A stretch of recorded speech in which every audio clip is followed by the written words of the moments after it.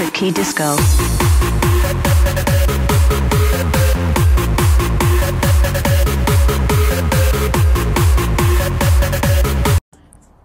Okei. Tänään me ollaan aloittamassa 850 leimaprojektia. Tää on nyt läpän näköistä, kun mä kuvaan tätä puhelimella. Mutta hän meidän kultanupukka. Ja tässä näin aluksi nyt sumplittiin täällä, että laitetaan kilvet paikalle. Mutta tarvii tohon tollaset ristipään. Pitää vähän käydä lainaus Nikolta porokonetta. Sitten saatais tää tähän näin. Kas näin. Mut mä en tiedä, haluuks mä jättää tätä aluslevyä tähän, mut joku helvetin runkkari on tämänkin tähän kyllä porannut. Et tohon jää tommoset helvetin rumat reijät. Tässä on näköjään aika monta kertaa ollut tää kilpi irti. Tosin tässä on ollut jenkkikilvet, et sen takia tässä on niin helvetin monta vanhaa poranreikää. Mutta näihin keskitytään. Nämä avataan, saadaan kilvet paikalleen. Sitten meillä on palannut, mä olen katsonut läpi hänen valot, niin häneltä on palannut yksi parkki täältä. Minä kävin hakemassa vähän polttimoita. Ja meillä vanha polttimo oli 12-volttinen R5-wattinen. Ihanasti. Täällä on vanhat herrat kuule tehnyt täällä hienoa töitä ja tämä on täällä valmiiksi irti. Sitä tosin meidän ei tarvitse irrottaa, sillä me avaamme tämän hienon luukun ja kas näin. Siinä on meidän takavalon tämä piiri. Ja mä otin sen tuolta poota. Miten mä saan tän? Noin. Tälle. Menee vähän siivousprojektit täällä viimeksi kesken. Ei se mitään. Meneekö tästä? Menikö? Taisi joo mennä. Meillä on virtaa vielä tässä. Kato kun iloisesti palaa. Noniin. Hyvä. Näitä mä en muistanut. Rakkarin kilvet palaa. Ja itse asiassa tässä matkalla niin huomaamme tällaisen asian. Vasemmalla puolella toimii, oikealla puolella ei toimi. Siihen meillä on nopea vastaus. Minä uteliaana ihmisen aina tykkään tutkia kaiken ja kun minä tutkiskelin tuolla konepellillä, niin huomasin, että siellä oli irtonaisia nippusiteitä ja yksi niistä oli irti. Se irtonainen nippuside niin olevinaan piti tätä paikallaan, kuten näette. Ja samalla minä onnistuin jotenkin repäisemään nämä helvetin hienosti tehdyt sähkötyöt täältä. Meillä ei nyt pala siellä sen takia parkkini, mutta sitä käy aina mulle. Nyt mä taas aloitin. Mulla on kilpi, mulla on vilkku, mitä mä korjaan ja nyt on virrat päällä ja mulla on kaikki on täällä ihan sikin. Laitetaan nyt tää yksi asia valmiiksi. Laitetaan tämä nyt tänne paikalleen, niin sit se on siellä. Se on yksi murhe vähemmäksi. Menes nyt sinne, kuule. Noniin. Tää pitäis upota. Noniin, no. Joo, ai niin, pimppajan uusi hiustyyli. Summer hairsta. Joo, ei kun täältä puoleltahan meiltä puuttuu tuosta ja tuosta kohdasta tällaiset nepparit. Täällä kyllä hirveästi niitä näy oleva. Sama homma täältä. Lukkuki ja revitäis muuten tästä nää pois. Mä toivon, että tästä ei lähde maaliin. Eihän sitä. Noniin, kato. Noniin. Itse asiassa mä laitan nää tänne, kun paikka siellä. Mulla on täällä tämmönen hyvä loota. Mulla on täällä kaikkea tarpeellista. Hei, tänhän mä voisin tarvita. Täällä mulla on kaikki polttimoita ja pattereita ja uulirasvoja ja täällä on itse porautuviikin. Otetaan näitä, jos mä voisin vaihtaa noin rekkarin. Noin. Nää pora ja itse porautuvat ja uudelleen. Ja nyt laitetaan etukilpi. Mä löysin poranterän, joka on ihan niinku tarpeeksi hyvä tähän hommaan. Otetaan tää pora. Noin. Lähdetään avaa. Laitetaan auki päin. Oho! Tulipas se kivasti. Täälläkin on näköjään itse porautuvat. Oho! Vähän kun meillä on vähän lyhyemmät nämä itse porautuvat, niin mä laitan ne nyt sinne paikalle. Ärsyttävää tommoset pitkät. Kas noin. Olisi voinut kyllä tätä rekkarin kilpeä vähän suoristaa, kun nyt kun mä sen tähän täräytän, niin me ei kosketa siihen seuraavaa 15 vuoteen. Tää on kyllä vähän huono tää kiinnitys. Sanokohan tästä leimamies jotain. Kun ei saisi kyllä heilua tää rekkarin kiinnitys.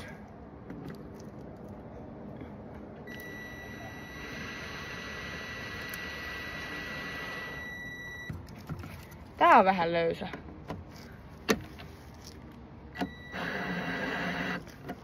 Mä en kyllä tiedä kiristääkö se enää. No se on aika hyvä. Ja no niin perkele. Mitäs se meni? No niin perkele. Siinä oli nyt mitä kaikkia tarvittiin tehdä. 850 ei kun leivalle. No ei. No niin. Tänään on day 2. Korjataan 850 leima kuntoon. Ja mä en nyt jaksanut kuvata kun mä tein selitetäs nopea. Elikkä siis meillä oli semmoinen kiva ongelma. Laitetaan täältä parkit päälle. Ja vilkut. Tää puoli toimi. Tää puoli oli kiinni teipillä. Ja täällä ei palannut parkit. Nyt mä laitoin tän tukevasti kiinni.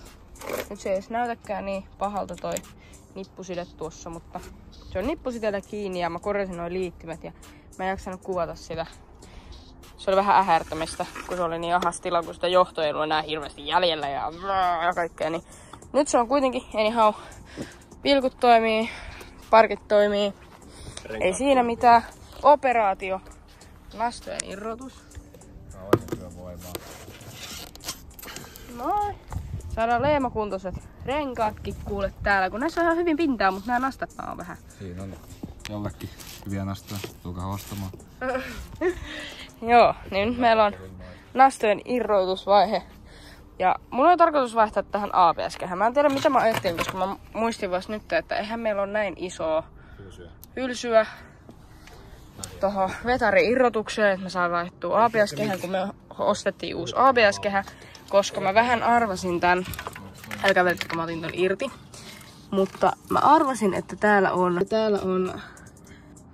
tuolla näette ton kehän. Sanokaa mulle, että toi näyttää teidän mielestä hyvältä.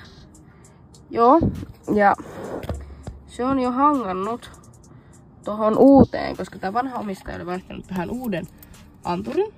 Ja se on hangannut jo tähän uuteen anturiin, jolloin se antaa siitä sitten vikakooria. Ja joo, meidän pitää nyt vaihtaa uusi anturi sinne. No mäkään hakee vittu aahinkovaihto, mä oon pelottu. niin meidän pitää nyt sit nopeimmat taisi huomatakin tällaisen. Täällä on vetarin suojakumi rikki. Sama syssyy vaihtamassa toi kehä, vetarin suojakumi ja anturi. Niin me tarvitaan siihen vähän järeempiä aseita. Ja nyt sitten toiselle päivälle, mutta nyt me saadaan onneksi edistettyä näitä renkaita, kun nämä renkaat on meidän suurin huolenaihe. Kun niissä on ollut niitä nastoja niin eri pari määrä. Ja meillä on löydetty oikein uusia renkaita. Semmosia kivoja. Me itse asiassa kyllä löydettiin ihan kivat vanteet. Katsokaas, kas tässä. Ihan kivat vanteet, mutta huomatteko? 1, 2, 3, 4, 5. 1, 2, 3, 4. Se Ei me kumpikaan kato. Mä en tiedä samaan aikaan. No me vaan googlattiin, että no mikä on jakoja. Niin. Oi vittu. Niin meillä on nyt... Mut siis, meillä on nyt ihan kivat panteet, mutta nää voi tulla hakee täältä. Me ei tehdä noilla yhtikäs mitään. Sitten me ollaan saatu vähän tutkittua tätä alustaa silleen tässä niinku parkkipaikalla sen verran, että no jousot äkkiä, niin nää näyttää hyvältä. Iskarit näyttää aika uudelta. Käsijarruvajerit tähän on vaihdettu ja me oletetaan nyt vähän silleen, että ne on ihan hyvässä kunnossa. Jarrukilvet, ne näyttää hyvältä. Se on ärsyttävä jobi vaihtaa nää. Jarruputket, nekin näyttää ihan hyvältä. Niissä ei oo mitään. Toi tankin kiinnike. Mä en tiedä miksi, mutta se on vähän jotenkin ottanut osumaa. Se on vähän hassusti, mutta se on kuitenkin ihan tukevasti kiinni. Siinä ei ole ihmeellisempää. Ja alusta näyttää niin kuin about hyvältä. Et siinä ei luultavasti tarvitse alkaa hitsailee.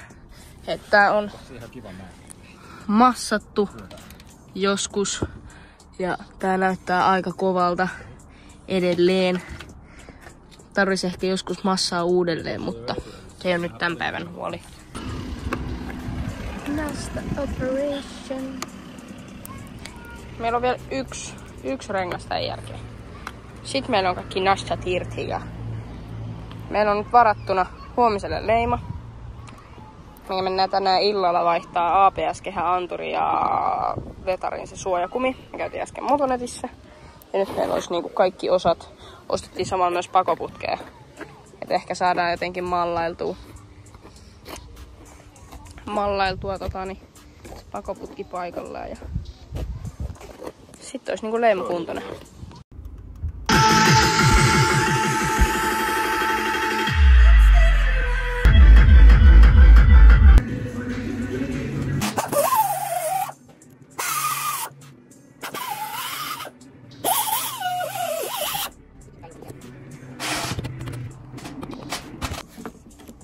Okei.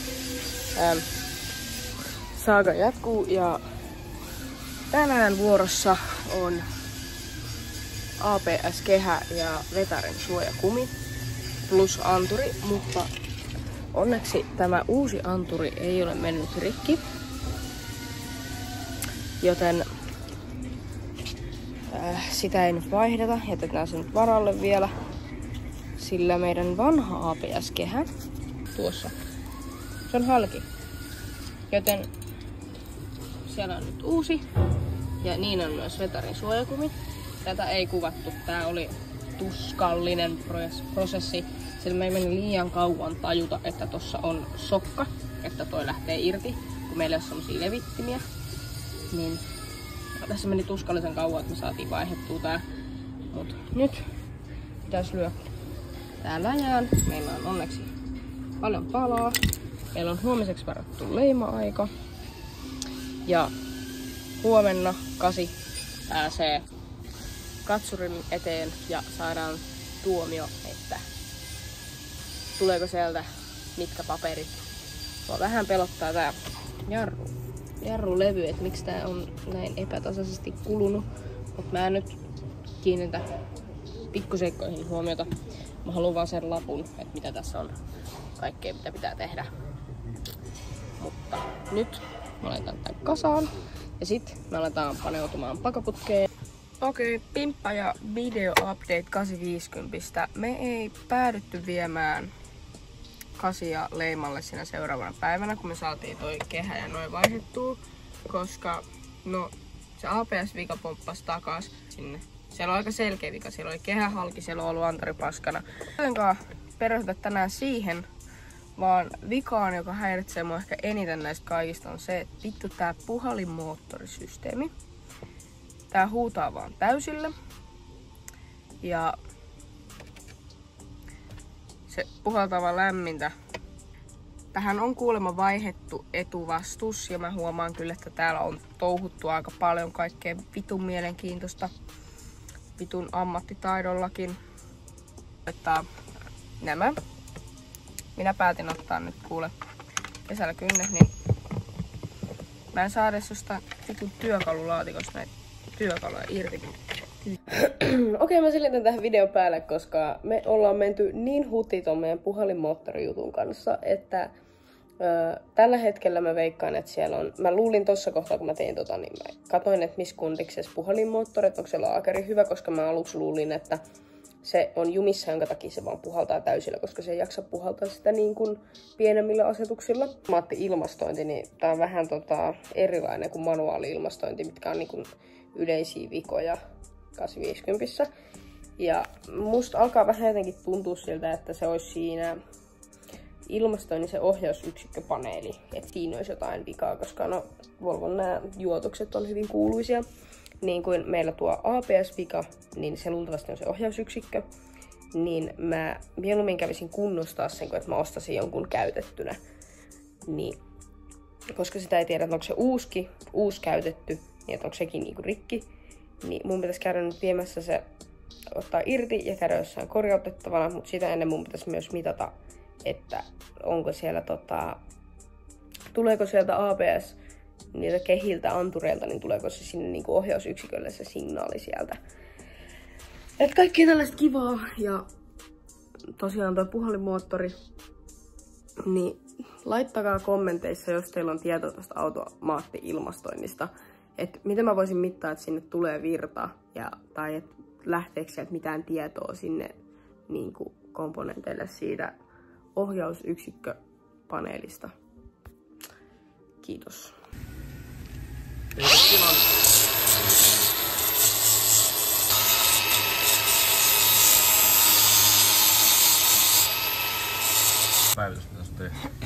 Tässä ollaan nyt 1,5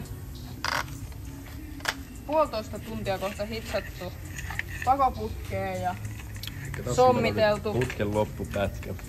Sitten me ollaan Takaäänen vaimentimella. Takaäänen vaimentimelle me tehtiin kokonaan uusi kiinnike, tai siis laitettiin kokonaan uusi kiinnike. Ja nopeasti tänne me hitsattiin kiinnike tähän. Mä käsi pois.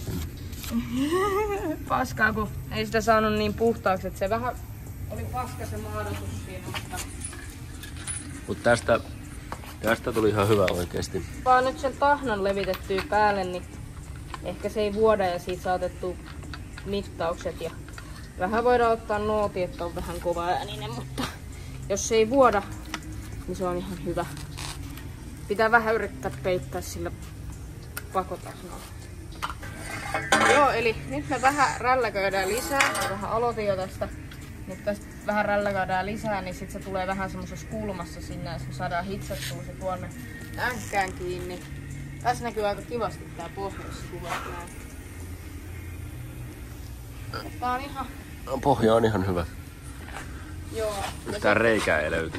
Ja sitten loppuosa sit pätkästään mitä jää yli. Mut nyt mä alan vähän rälläköimään.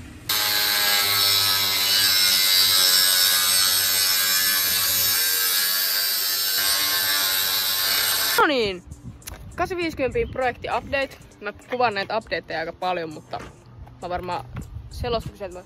Meillä on vihdoin oikeat vanteet. Meillä on eilisen hitsauksien jälkeen heitetään vielä, niin saa kunnolla pakokaasumittaukset varmasti suoritettua. Ja uusi akku. Siellä toi vanha, se kyykkää heti kun auto yrittää käynnistää. Ja meillä löytyy tässä uusi. Ja toivotaan, että tää nyt on oikea. Sannut patterit kuule. Tai edit. Nice. Jos sä vähän mun sylit on. Miksi ne makit on? Eikö siis droppit? Come on, tyttö nyt pakita. Höllän sokupukossa hamakitan.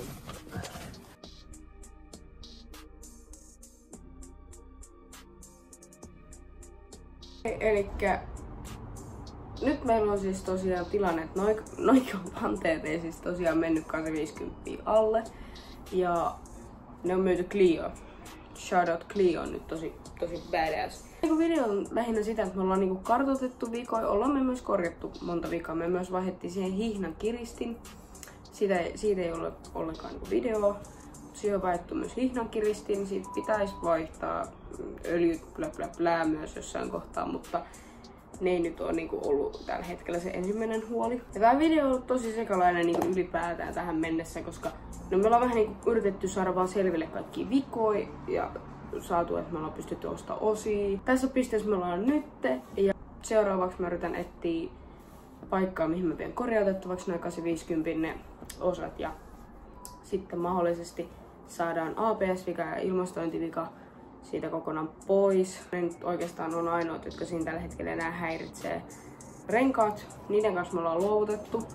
Et meillä on niinku nyt ne nypityt nastat siinä alla. Ja ne saa niinku nyt kelvata, ne on niinku leimakuntoiset. Että ne saa nyt mennä siinä alla leimaamisen. Kiitos, jos olet katsonut tämän koko videon ja pistä ihmeessä seurantaa, jos haluat nähdä jatkossakin näitä meidän 850 asenteluvideoita.